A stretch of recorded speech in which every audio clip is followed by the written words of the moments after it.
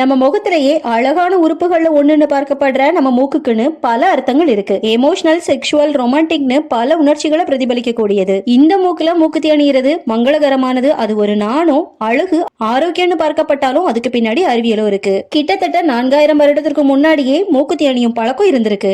இப்படி மூக்குத்தி அணிகிற பெண்களை ஈஸியா யாரும் மயக்கவோ வசியம் செஞ்சுக்கவோ முடியாது. ஞாபக சக்தியும் அதிகமா இருக்குன்னு பார்க்கப்படுது. ஏன் அப்படின்னா மூக்குத்தியானது பெண்களோட மூளையின் நிலைகளை சீராக்கி மனசை கண்ட்ரோல் வச்சுக்குது. அது மட்டும் இல்ல, பெண் உறுப்பையும் பலப்படுத்தி மாதவிடாய், குழந்தை பேரு வலிகளையும் குறைக்குது. மூக்குத்தி அணிகிறது இனப்பெருக்கத்துக்கும் ஹெல்ப் பண்ணு பார்க்கப்படுது. அதுலயும் இடது புறத்துல மூக்கு குத்திக்கிறது இன்னமும் சிறப்பு. ஏன் அப்படின்னா மூக்குல இருந்து போற நரம்பானது ஸ்ட்ரெயிட்டா பெண்ணோட கர்ப்பப்பைக்குள்ள போகுது. நாம கவனிக்க வேண்டிய முக்கியமான விஷயம் என்னன்னு பாத்தீங்கன்னா, நம்ம மூக்கு பகுதியை அபாயகரமான முக்கோணமான பகுதின்னு சொல்லுவாங்க. இப்படி மூக்கு குத்திக்கும் போது ஏதாச்சும் சின்னதா இன்ஃபெக்ஷன் ஆனா கூட அது மூளையை ஸ்ட்ராங்கா அஃபெக்ட் பண்ண சான்சஸ் இருக்கு. இதனால சேஃபா கவனமா குத்திக்கிறது நல்லது. இத பத்தி நீங்க என்ன நினைக்கிறீங்க?